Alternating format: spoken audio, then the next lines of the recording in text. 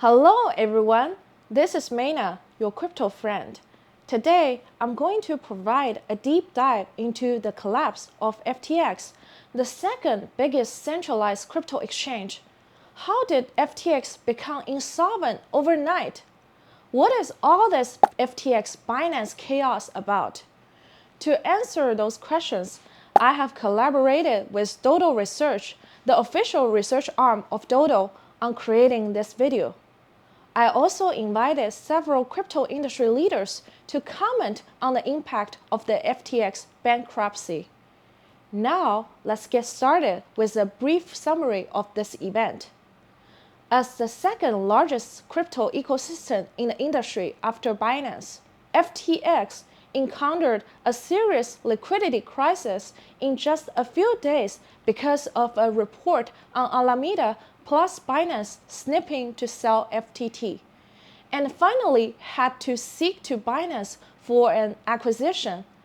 This is undoubtedly one of the most important and far-reaching events in the history of cryptocurrencies. The cause of the incident was that CoinDesk released a report on November 2nd pointing out the possible death situation of Alameda, and then the community sentiment began to ferment. Until November 6th, Binance transferred 23 million FTT tokens to the trading platform, and the community began to panic. The price of FTT has dropped, and users and institutions have withdrawn a lot in FTX. On November 7th, Alameda CEO, CZ, and SBF all responded. FTT price fluctuated violently, and a large number of speculators poured in. FTT price fell to about 15 finally. FTX raised funds urgently to meet users' withdrawal needs. However, the run became more and more serious. The FTX stablecoin was exhausted. The liquidity was seriously insufficient, and the withdrawal function was finally closed.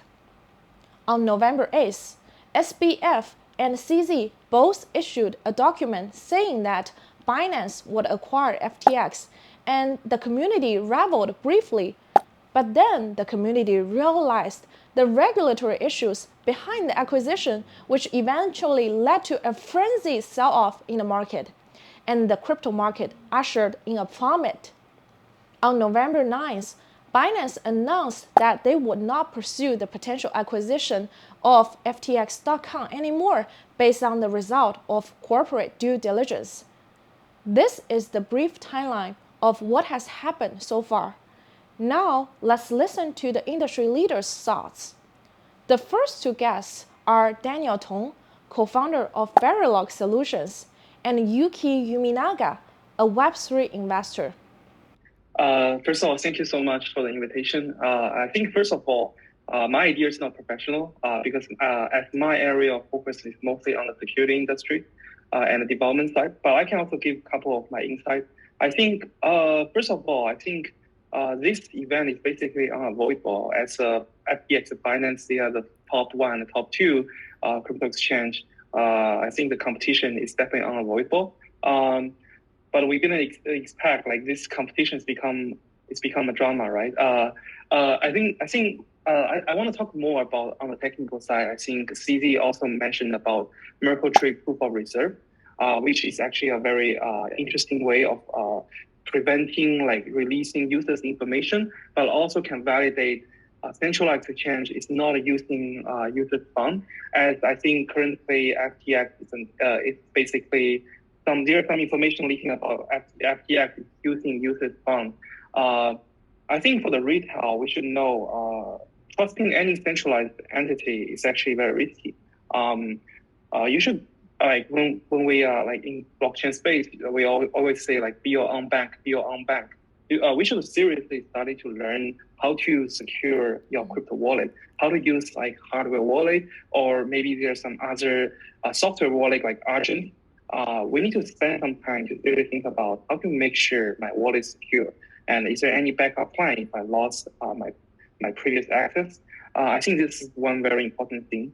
And I think in another word, I think probably smart contract wallet, like social recovery, after account, this industry might probably take off because as more and more people are withdrawing the fund from the centralized exchange and moving their assets on chain. I still remember back to 2017, like 2018, couple like crypto exchange, they just run away. There are some pretty big one. But yeah, like I think that educates a lot of people, especially me. Like I should be my own bank. I should have my own hardware wallet, like a software wallet, like to secure the assets. But I think after this FTX event, I think a lot of people will seriously consider about, okay, I should, and also for the project team, I think they are seriously thinking about, okay, I should probably set up a multi-sig wallet to secure our fund, not relying on anyone's. Yeah, I think this is my rough idea. Thank you. Yuki, what's your opinion? Yep. Yeah, sure. Thanks, Meina, for the invites, and thanks, Daniel, for pulling me in out of nowhere. So, okay, well, I think at this point I have two thoughts on top of what Daniel said around a proof of reserve, which is absolutely necessary at this point. I think many exchanges have dismissed that in the past. But anyway, the first point is kind of like piggybacking on what Daniel said with regards to the smart contract wallet. I mean, not your key, not your crypto, right? Like that's just what it is. And but then the need to exchange crypto tokens is still going to be there. So what do we see in terms of like where the liquidity, where the asset is gonna go into, right? Right now, if you're trying to like do similar stuff that you're doing in exchange on chain, it's like probably gonna be just like what dYdX or something of that sort, but it's not really on chain either, because a lot of the stuff they do kind of leaves off chain as well, especially on the order book side. So I can see that perhaps this would even be a even stronger driving factor for people to build a on-chain order book that is based on, let's say, some super fast L2, or maybe like based on some execution layer like Fuel Network or something, where they build their own sort of like a layer 2 on-chain order book, and that allows people to maintain their custody while experiencing this like super fast execution of transactions without the need for like a liquidity pool like you would have with AMM. I think that would be super interesting. And I mean, this is a space where I myself have been, digging quite a lot around and see where those on-chain order book opportunities popping up here and there. So I'm looking forward to seeing more innovations that gets accelerated because of this FTX events around the area. Mm-hmm. I think another thing I've been thinking a lot recently because of this FTX thing is kind of like choosing your investors right, because so as you know, like the FTX Ventures and there are many like exchange-based venture firms out there that have invested in many projects, like maybe some ecosystem. Like for example, I believe FTX was quite heavy into like Atos, for example, right?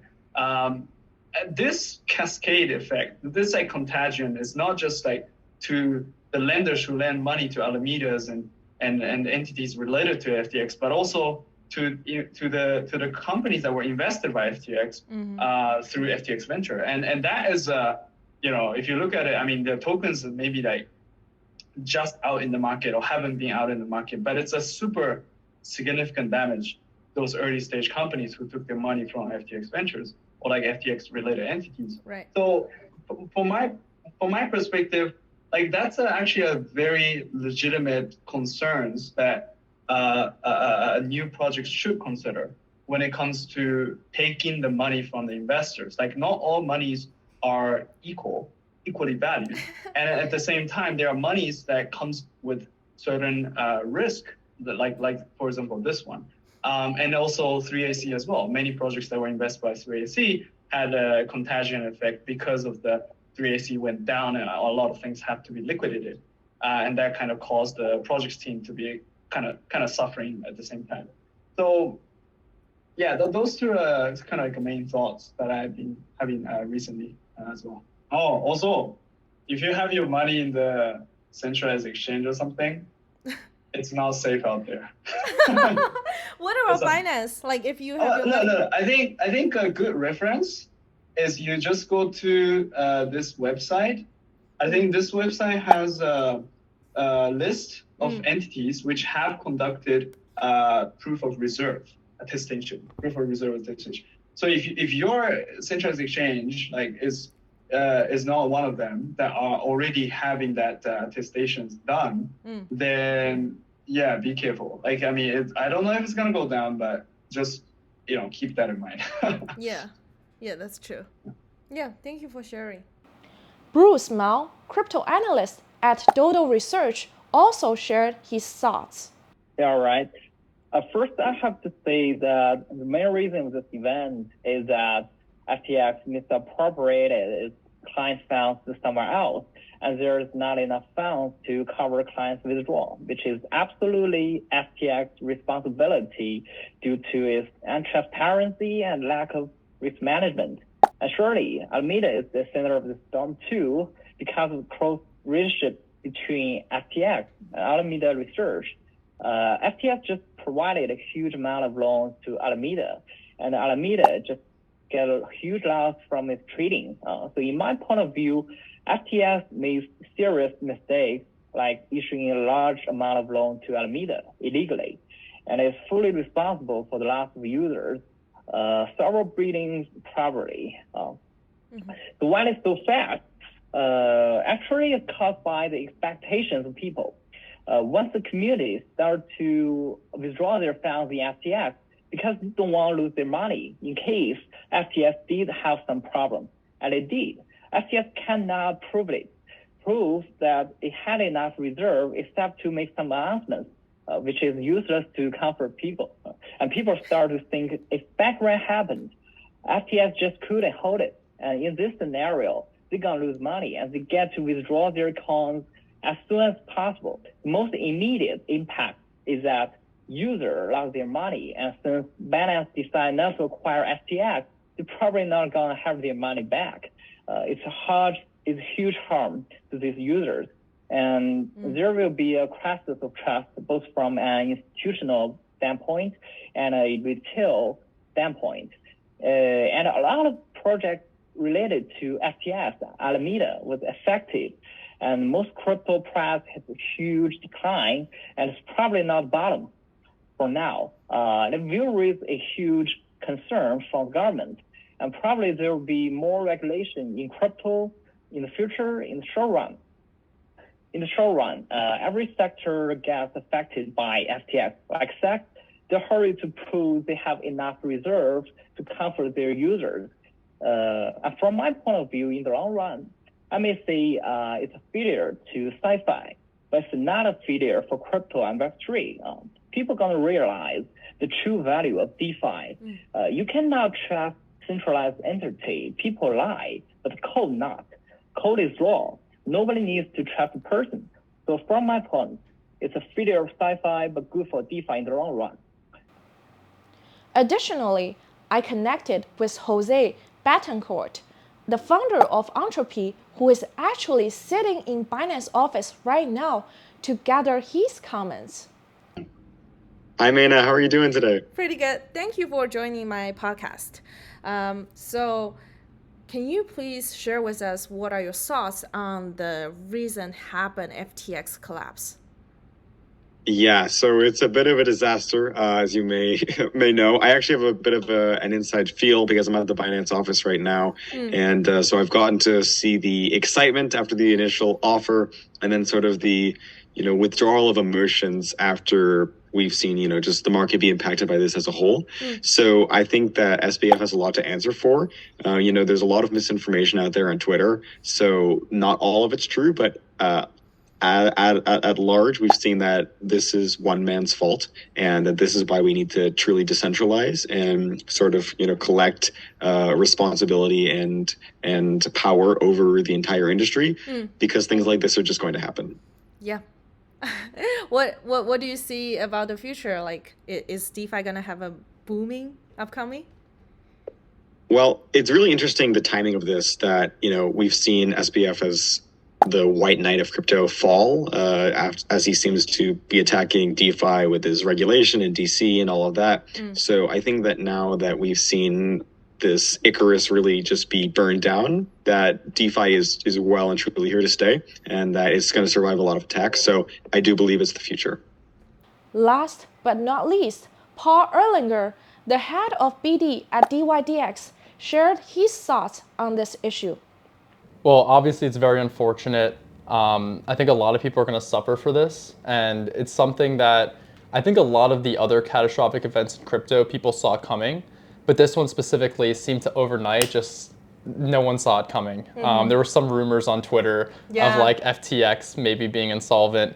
But yeah, it's super unfortunate. I think no one thought, especially with Sam on the Bankless podcast with Eric Voorhees before that, talking about policy, and Sam being so active on the Hill, no one thought this would happen. So it's pretty shocking. And obviously it was a pretty wild day at dYdX. I think generally, like, most people believe that the Binance buy was kind of like a last minute try to like make things work, and that it wouldn't really go through. As soon as they looked at the books, if there was like a huge hole, that Binance wouldn't take it. And I think Sam kind of needed to save face to make that announcement and be like, listen, like, everything's not over yet. We have this one last option. And I think it was pretty obvious that it wouldn't go through, especially after they look at the diligence. But man, I really hope that they can find funding sometime this week, and we could recover some of the funds for like all the people who had those funds locked up. And I think, number one, I feel worse for the people who had their funds locked up, that they can't get their funds now. The age-old story, not your keys, not your crypto. And then on top of that, I feel really bad for the industry at large, because I think we took a large step back in terms of policy, in terms of like institutional adoption, and just like general sentiment towards the cryptocurrency industry. There are still many unknowns about the FTX situation and questions to be answered by SBF himself.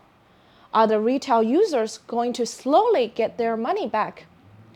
Top trader ycWang shared with me several days ago the 3 cases that may happen.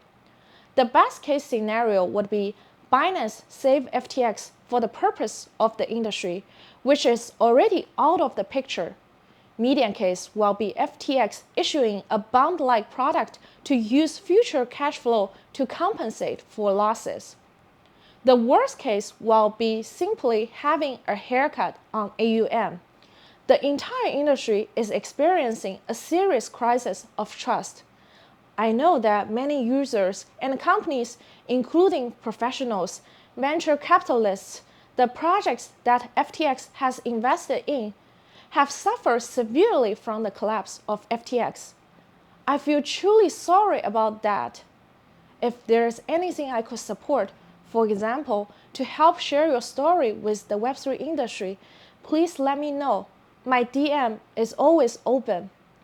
For retail users, as always, please do your own research before you put your money into any platform or projects. Remember, not your key, not your money. If you like this video, please subscribe and comment below. See you next time. Bye.